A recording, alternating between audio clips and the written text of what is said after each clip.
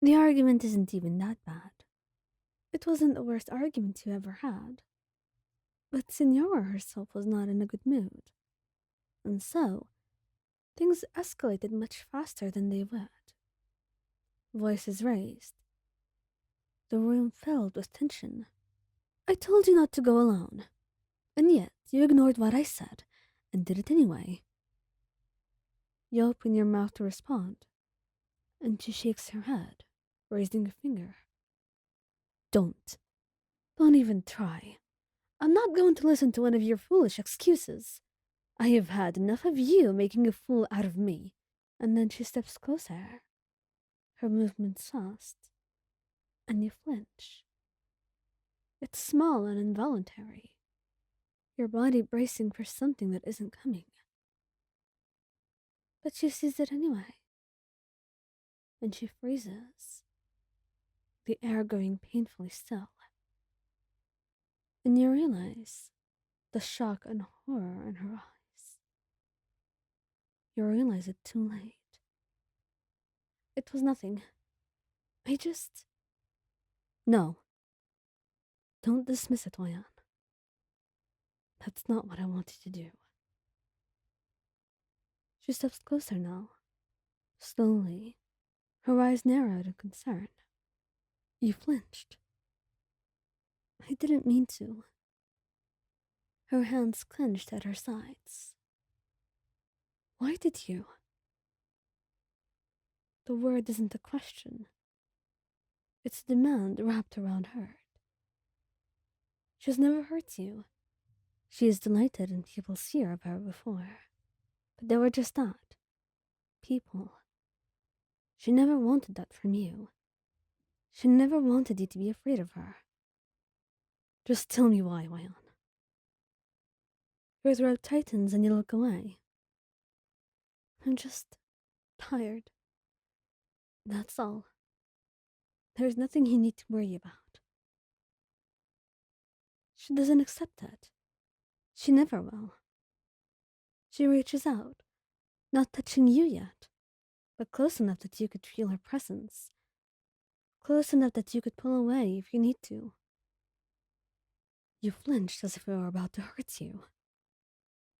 Silence stretches, thick and suffocating. I wouldn't. I know. It's not like you ever have, Rosaline. Then why did you act like that? Do you not trust me in the slightest? Do you not believe that I wouldn't hurt you? You want to tell her the truth. To tell her you've been yelled at before. And your body remembers what happens after. Because sometimes, raised voices don't just mean that. No. There is the pain afterward. But you don't say any of that. You just shrug weakly. It was instinct, that's all. That's when something in her cracks. Her expression changes, and she grits her teeth. Right. Instinct. She repeats. She takes a step back, frowning. I raise my voice in her recoil. Her hands tremble, barely perceptible. Who? Who taught you that reaction then? You don't answer. And you can see how upset she becomes. She looks distraught. She turns away abruptly, pacing, then stops with her back to you. When I yell, it's because I'm afraid, or angry, or desperate. She turns back to face you. It is never because I intend harm. Never. At least it's never the case with you.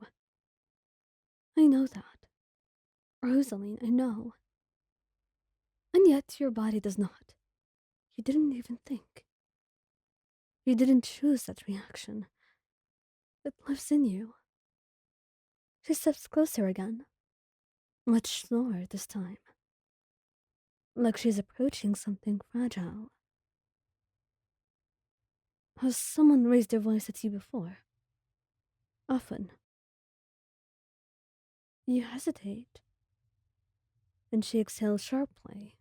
That was a foolish question. It's not your fault, Rosaline. It might not be my fault, but it's my responsibility to take care of you and to know what it is you're dealing with. She lifts her hand halfway, then stops, visibly reconsidering. May I touch you? You nod, and her hand cups your cheek, feather light. She watches your face intently, alert for any sign of tension. You're not afraid of me, right? No, I'm not. But you are afraid of the sound. You nod then, and her thumb brushes your skin in a soothing motion. Then I should have never used that. Rosaline, I don't want you to walk on eggshells. I don't want you to feel like you can't be angry. She leans closer, forehead almost touching yours. I don't want to be someone your body fears.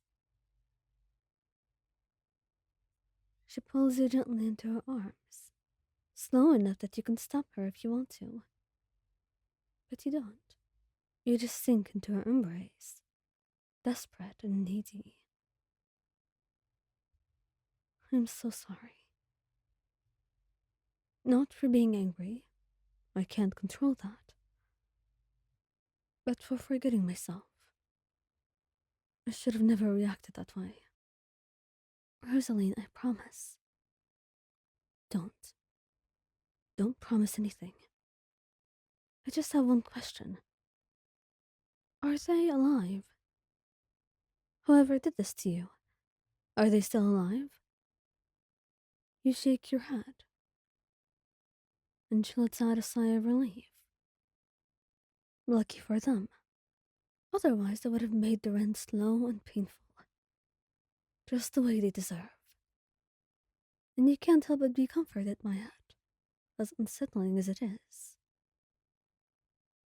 And she holds you, running her fingers through your hair. If there is anything about Signora, she's protective in a way that rivals most. And right now, seeing you like this, she forgot everything about the argument. Everything that was upsetting her. Because right now, she had more important priorities.